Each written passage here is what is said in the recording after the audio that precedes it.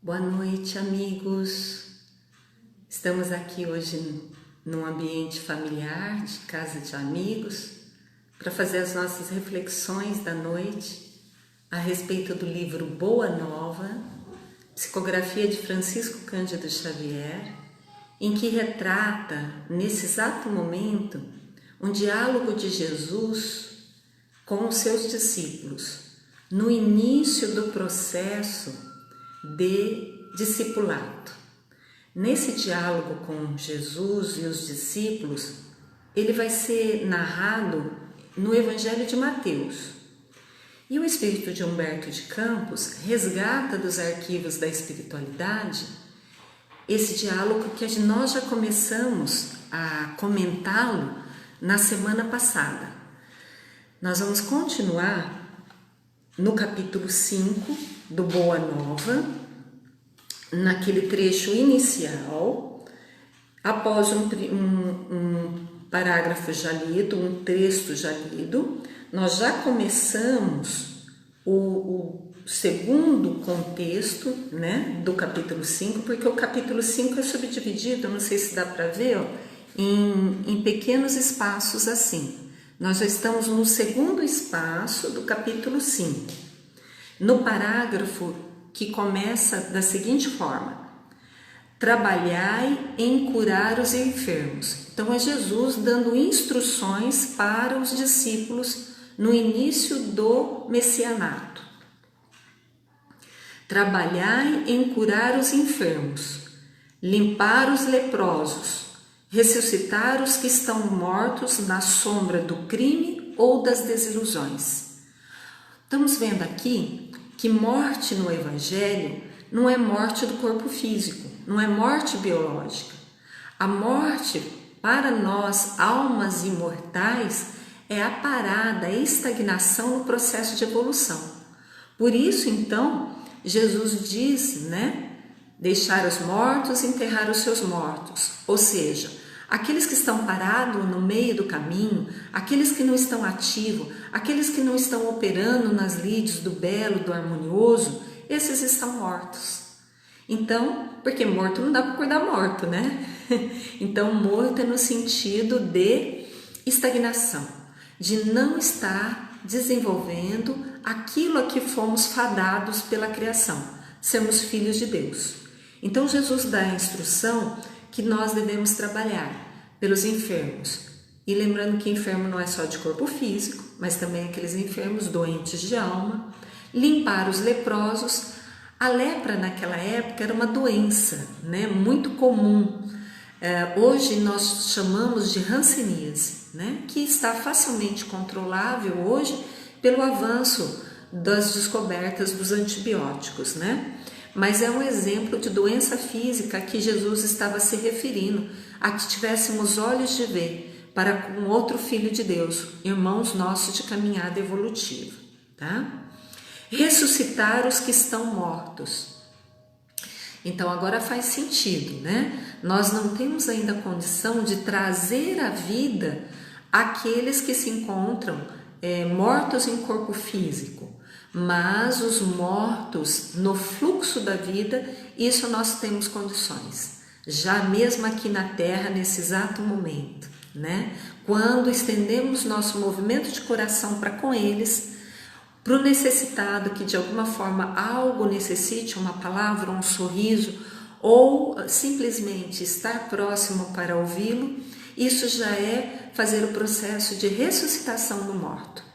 Lembrando que morte, então, reforçando, não é a morte biológica, mas sim a cessação do fluxo divino da vida, que é viver, aprender, sermos, em essência, por execução, por exemplos, filhos de Deus, né? Continua as instruções ainda de Jesus.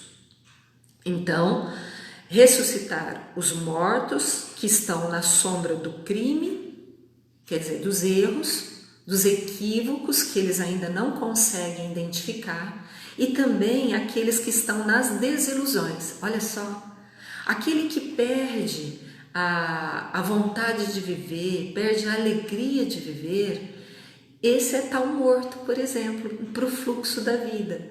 que é e incessantemente nos convoca a ter um movimento de alma positivo.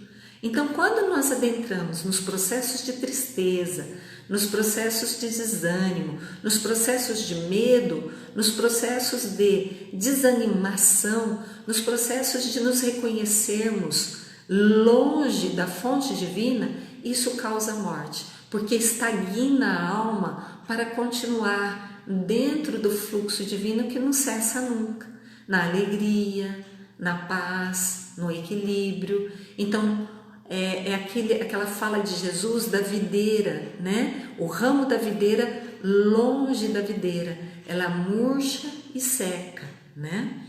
Então Jesus manda os discípulos daquela época, e também relembrando que nós somos os discípulos da atual época, para que venhamos a operar nessas bases, no ressuscitamento da alegria de viver, dando notícia da imortalidade, dando notícia de que a alma, ela está aqui fazendo uma experiência, ela não é isso, não se resume nisso. E mais do que ensinando pela fala, lembremos que é o exemplo que acaba arrastando a pessoa daquele estado de estagnação e de marasmo, né? Então, esclarecei todos os espíritos que se encontram em trevas. Trevas quer dizer escuridão, mas nesse caso não é só quando a luz está apagada, né? Não é a luz física, é as trevas da ignorância. Quando a gente opera com consciência, com presença, há uma iluminação, não só nossa interna, como também por irradiação a todos que se encontram em contato conosco, ou seja, toda a humanidade da Terra. Porque não existe distância física, porque estamos todos mergulhados no hausto divino. Então, o que acontece com um, acontece com toda a filiação. Então, quando nós conseguimos nos conectar à fonte da vida, sendo por pensamentos, por sentimentos e por ações que estão em consonância com o que já sabemos do Evangelho, que é justo, que é lídimo, que é verdadeiro, não só nós estamos num processo de vida, aquela vida em abundância, narrado por Jesus, como também toda a filiação, ou seja, todos os nossos irmãos. Dando de graça o que de graça vos é concedido. Então, olha, não há mensuração de valor, por exemplo, por uma amizade, por exemplo, por uma gentileza. Então, dar de graça aquilo que de graça nós recebemos. E se nós olharmos, há muitas coisas que recebemos. Há tantos pequenos milagres durante o nosso dia que muitas vezes nós nem atentamos, e é provocar esses pequenos milagres nas vidas daqueles que nos cercam é que nos vai garantir a alegria, a paz, a felicidade. No outro parágrafo, Jesus continua a esclarecer os discípulos daquela época e que é válido para nós na atualidade. Não exibais ouro ou prata. Então Jesus está falando de questões materiais. Não exiba, não exponha, porque isso um dia vai morrer. Se não está morto, um dia vai morrer. Não vai ter continuidade na eternidade aquilo que é instrumento, aquilo que é ferramenta de aprendizado. Então, não exibais ouro ou prata em vossas vestimentas, porque o reino dos céus reserva os mais belos tesouros para os simples. Esses tesouros que se refere Jesus não é tesouro material, não é dinheiro, não é posição social, não é poder, não é influência, não é ouro, né, material. Esse tesouro a que Jesus se refere são aqueles tesouros da imortalidade, aqueles que valem para toda a eternidade, né? Aqueles tesouros que Jesus falou, que traça não corrói, que ladrão não rouba, ou seja, não é questão material, né? Porque sendo de origem material, ele vai se dissipar, vai se desfazer, ou pode ser roubado, né? Os tesouros da alma, os patrimônios do conhecimento, os patrimônios do sentimento, esse nunca se perderá. É esses tesouros que a gente deve se preocupar e que a humanidade da Terra está desatenta, né? Nós, por ilusões, nos apegamos muito às questões que vão passar. Estamos tão apegados a isso que esquecemos de direcionar o nosso olhar para as questões da imortalidade, porque somos almas imortais fazendo uma experiência material. Continua Jesus: não ajunteis os supérfluos em alforjes, túnicas ou alpercatas para o caminho, porque digno é o operário do seu sustento. Olha só, tudo que nós juntamos de valores materiais vai faltar para outros seres. Então, o supérfluo para nós vai significar a falta para um outro ser da filiação divina. Isso se refere ao que é material. Porque o que é espiritual, essa contabilidade não é assim. Porque quanto mais ajuntamos, mais nós dividimos. Esses são os valores da espiritualidade. Agora, Jesus aqui está orientando para que não juntemos o supérfluo do ponto de vista material, daquilo que um dia vai passar, do que não é perene, do que não vai ficar, mesmo depois que o corpo físico não mais existir, né? Esses bens materiais, eles são muito relativos. Pode ser bens em objeto, como pode ser bens fora de objetos, por exemplo, poder, né? Mando, manipulação. Isso também são ferramentas aqui da matéria. Também vai passar. E é tão relativo que vamos fazer essa figura de imagem de pensamento. Você pode estar precisando de uma caneta naquele exato momento para definir a tua vida, a vida de alguém, ou para fazer uma assinatura. Não adianta você ganhar uma Ferrari, porque a Ferrari não vai conseguir fazer assinatura. Então, entenderam? Os valores da matéria, eles são instrumentos para que se requer naquele momento. Então, não é instrumento para a eternidade.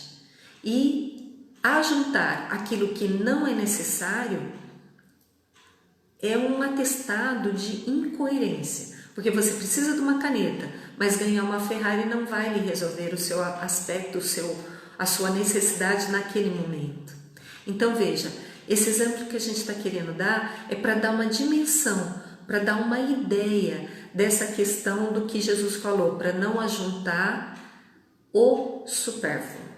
E o que é o supérfluo? Aquilo que está demais para você, que não é necessário. Francisco Cândido Xavier dava uma outra ideia para nós do que é o supérfluo e o que é necessário. Dizia ele que o pão é necessário, quer dizer, o recurso material para que o organismo físico continuasse funcionando. A manteiga não é o necessário, ela é um supérfluo, entendeu? Deu uma ideia na simplicidade de Francisco Cândido Xavier? Então, o necessário é aquilo que se requer para que tenha equilíbrio, para que se tenha a fisiologia do organismo físico funcionando, mas para que se tenha também equilíbrio mental, equilíbrio do coração, dos sentimentos. Quando houver desequilíbrio em qualquer uma dessas áreas, significa que pode ser o supérfluo, né? Continua Jesus nas suas instruções. Em qualquer cidade ou aldeia onde entrardes, e vamos colocar aqui que cidade e aldeia pode não ser também um local físico, pode ser adentrando a cidade do coração de alguém, por exemplo, no campo do sentimento, ou uma amizade, ou qualquer outro tipo de relacionamento humano, né? Colega de trabalho, marido e mulher, ou filhos e pais, são relacionamentos. E cada um desses é uma cidadela do coração. Então, quando entrar em qualquer cidade ou aldeia, buscai saber quem deseje aí os bens do céu. Então, é aquela analogia, tem um link aí naquela ideia de não oferecer pérolas aos porcos. Quer dizer, você conhece, você tem um campo de sentimento bastante rico e está se relacionando com muitas pessoas, seja no trabalho, seja na família, seja na coletividade, como vizinhos, como proprietário dentro de um condomínio residencial, enfim, qualquer área do relacionamento humano. Quando se relaciona com alguém, estará se relacionando numa cidadela do coração. Então, quando em qualquer cidadela, seja ela da mais simples ou da mais elaborada, seja do indivíduo mais rico ou mais pobre, feio ou bonito, inteligente ou ignorante, não importa. Por isso que Jesus fala cidade, que se remete a algo maior, ou aldeia, que se remete a algo mais restritivo. Buscai saber quem deseje aí os bens do céu. Então não adianta a gente ter um patrimônio de conhecimento ou de sentimento e impor isso a alguém. Isso é inverter a ordem natural das coisas. É isso que Jesus está falando. Ó. Procure saber se ele deseja esses bens do céu. Com sinceridade e devotamento a Deus. Não é devotamento a nós. Não é acreditar em nós. É acreditar que existem leis maiores do que as humanas e que regem a harmonia não só da Terra, mas como do universo. Então, quando nos apresentamos a um coração, a alguém ao qual estaremos nos relacionando, procurar saber se deseja aquele tipo de relacionamento, aquele bens do céu, com sinceridade e devotamento a Deus. E repartir a bênção do Evangelho com os que sejam dignos, até que vos retireis. Olha só quanta ideia rica nesse parágrafo.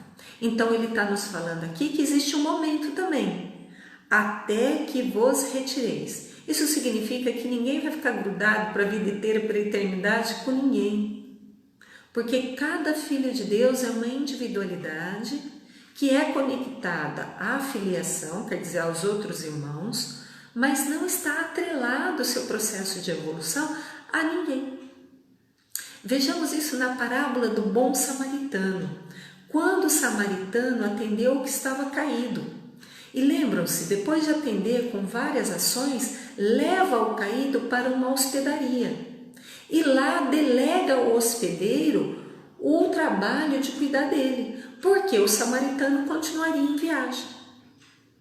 É essa a simbologia que Jesus nos faz, que a gente não deve atrelar nosso processo de evolução a um outro ser, nem a uma outra instituição, porque senão corre o risco daquele ser e aquela instituição ruir, você ruir junto. Então, o nosso processo de evolução ele é individual, ele não depende de ninguém, de forma que quando nós formos prestar conta à nossa própria consciência, não vai adiantar, não vai resolver falar assim, eu errei por causa do meu marido. Eu não consegui ser melhor porque meu filho era um usuário de droga. Não vamos ter essa possibilidade de desculpismo. Por quê? Porque o processo de evolução é individual. E Jesus está falando isso. Quando relacionarmos com alguém, buscar saber se ele quer isso. Se não será um romper de padrões que o nosso direito termina onde começa o direito do outro, né? E observar, ser atento, se a gente não está avançando os sinais do relacionamento, né? Veja se aquele coração também tem sinceridade, se também aceita essa verticalização da forma de pensar e de sentir que nós estamos oferecendo. E reparta, se aquele coração for sincero.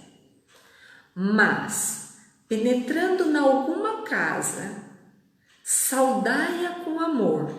E se essa casa merecer as bênçãos de vossa dedicação, desça sobre ela, quer dizer, deseje, vibre, continue a permanecer com aquela casa do coração em alta sintonia, permanecendo na paz. Porém, se aquela casa, se aquela cidadela do coração não for digna, o que vocês acham que devemos fazer?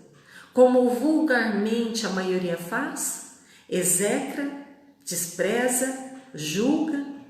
Não. Se não for digna, torne essa mesma paz para os vossos corações. Olha só.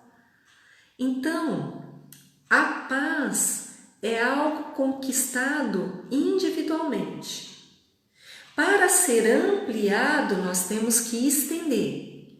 Mas para aqueles a qual você vai estender, tem que saber se ele está no mesmo tempo, no mesmo espaço que você.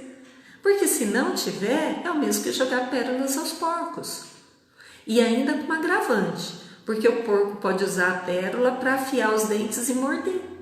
Olha só que simbologia bacana que Jesus utilizou para nos dizer. Encontrou um coração. Transmita a sua paz. Compartilhe com ele o que você já possui, o que você já tem de bom, harmonioso, belo. Mas se aquele coração não está na mesma sintonia de sinceridade, recolha para si a tua paz e não distrate aquele coração. Por isso que Jesus fala assim, ó. Se essa casa merecer as bênçãos da vossa dedicação, desça sobre ela a vossa paz. Porém, se não for digna, tome essa paz aos vossos corações. Se ninguém vos receber, nem desejar ouvir as vossas instruções, retirai-vos, sacudindo o pó de vossos pés. O que é isso? Uma simbologia para dizer o seguinte: não fique malhando em ferro frio. Ou seja, não queira à força impor, porque cada um está num tempo, no processo de evolução. Porque ele pode escolher se é agora ou daqui a milênios. E olha que bacana, como agir para com esse coração que não está na mesma sintonia que você. Saio e deixo até o pó das sandálias. Ou seja, não levo nada comigo. Não levo mágoa, não levo ressentimento. É isso que Jesus está nos instruindo. Ó. Sacode o pó dos vossos pés. Isto é, sem conservar nenhum rancor. E sem vos contaminar da alheia iniquidade. Porque é muito comum, quando alguém não nos acata, por melhor que seja a nossa intenção, nós ficamos revoltados, nós ficamos bravos e ficamos com esse pó dessa sujidade do campo do sentimento nos contaminando. Existe uma frase muito lúcida atribuída ao benfeitor Emmanuel que diz o seguinte: a mágoa é um veneno que você ingere tentando matar o outro. Então, essa fala de Emmanuel justifica a instrução de Jesus para nós, discípulos da atualidade. Que a tua paz desça ao coração que está receptivo. Mas se ele não está receptivo, se ele te distrata ou se ele não acata os bens que você está compartilhando, deixe com ele tudo, não leve nada, nem o pozinho da sandália. Ou seja, existem alguns que refletem no campo dos espiritualistas que dizem o seguinte: não entre na tempestade do outro, traga o outro para a sua paz, para a calmaria sua interna. Ah, mas ele não aceita. Então, deixe ele com as energias dele. Porque, no final de contas, todos são filhos de Deus. E se nós não conseguimos, com a nossa visão estreita, definir o caminho que esse ser deva caminhar, deixemos que o Pai, de infinita misericórdia, que tem muito mais recursos do que nós, definir e delinear o caminho educativo que essa alma vai ter que seguir. Tenhamos o discernimento, de que atuar naquilo que é possível nós atuarmos, dentro do nosso campo de consciência desperta, mas aquilo que vai ferir, entrar no campo do outro filho de Deus, aí nós não temos o direito de avançar. E não temos nem o direito de levar conosco rancor e mágoa. Porque nesse não é um caminho de operação no campo do bem, do belo e do harmonioso. Continua Jesus nas suas instruções aos discípulos. Em verdade vos digo que dia virá em que menos rigor haverá para os grandes pecadores. Olha que reflexão. Dia virá que menores rigores virá para os grandes pecadores, do que para quantos procuram a Deus com os lábios da falsa crença, sem a sinceridade do coração. Deu para sentir a gravidade e que esses tempos já chegaram? Vou traduzir assim numa fala bem simples. Dia virá, ou seja, dia chegou, em que menor rigor será tratado aqueles que são grandes pecadores, ou seja, aqueles que estão equivocados por ignorância da lei, terá um menor rigor do que aqueles que conhecem a lei de Deus, que é a lei do amor. E, no entanto, desses que conhecem a lei de Deus, saem dos seus lábios falsa crença, sem a sinceridade do coração. Cai com essa frase por água abaixo os nossos padrões de julgamentos que a humanidade da Terra há milênios vem repetindo.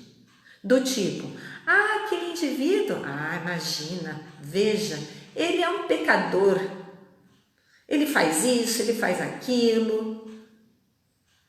Às vezes esse ser está equivocado por não conhecer as leis divinas, que é traduzido numa única lei, a lei do amor. Então ele faz, ele sente, ele pensa por desconhecimento, por ignorância. Agora, chegou a época de que se terá tratado com maior rigor aqueles que procuram a Deus só com os lábios, aqueles que falam de Deus, mas não fazem o que falam. Chegou os tempos de que está na hora de nós refletirmos a nossa postura. A postura do outro não mais nos compete. A visão agora é para nós. Se estamos fazendo aquilo que estamos falando. Porque é momento em que será tratado com maior rigor quem sabe e não faz, do que aquele que não sabe e está fazendo. Jesus continua as suas instruções para com os discípulos. É por essa razão que vos envio como ovelhas ao antro dos lobos. recomendando-vos a simplicidade das sombras e a prudência das serpentes. Então, nós estamos no momento de transição, estamos no momento em que quem tem um pouquinho de luz está sendo alvo de muitos a buscarem essa luz. E esses muitos que buscam a luz, por não terem luz, não terem consciência, acabam tendo um comportamento atrapalhado, tal qual um inseto que procura a luz da lâmpada. Não sabendo como fazer, batem na lâmpada, provocam sons, ruídos e até acabam morrendo. Assim está sendo. Quem tem um pouco de luz de conhecimento, um pouco de luz de equilíbrio, um pouco de luz de discernimento, está sendo procurado por seres tanto corpóreos como extracorpóreos para dar conta desses processos todos que está acontecendo, de isolamento social, por exemplo, de desconstruções de padrões de pensar, de agir, que a humanidade da Terra está inserida ultimamente. E eles, muitas vezes, na ignorância, parecem com lobos, que é simbolismo de seres inconscientes, que são animais, né? Não tem conhecimento, não tem razão, não tem sentimento, não tem discernimento. Então, parecem com animais inconscientes. E Jesus lança a mão de 2 outros animais para dar o exemplo do que tem que ser aqueles que já têm algum conhecimento das leis imortais, das leis imateriais. Recomenda-nos os discípulos daquela época e de hoje, Jesus recomenda que tenhamos a simplicidade das pombas, ou seja, sem ostentação. Pombas é a simbologia da pureza, do olhar de criança que não vê maldade, de confiança a Deus, nosso Pai, tal como uma criança confia no seu pai e na sua mãe biológico.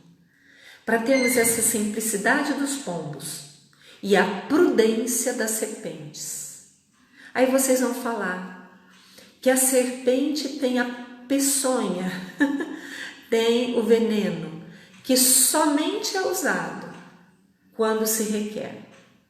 Muitas vezes não precisa nem picar a semente, né? Basta ela mostrar os dentinhos e aí então já se entende o recado.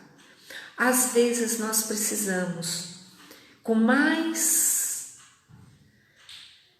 ostensividade, demonstrar aquilo que viemos, com segurança, não com violência, com serenidade, não com afobamento. Eis o nosso grande desafio da atualidade: equilibrar o que já conhecemos com as novas circunstâncias que se mostram. E para nos ajudar a posicionar nesse caminho, na próxima quarta-feira nós ainda continuaremos a estudar, a refletir sobre as instruções de Jesus. Eu só vou adiantar umzinho da semana que vem, porque eu acho muito importante refletirmos. Porque não somos nós que falamos, diz Jesus, mas é o Espírito amoroso do nosso Pai que fala em todos nós.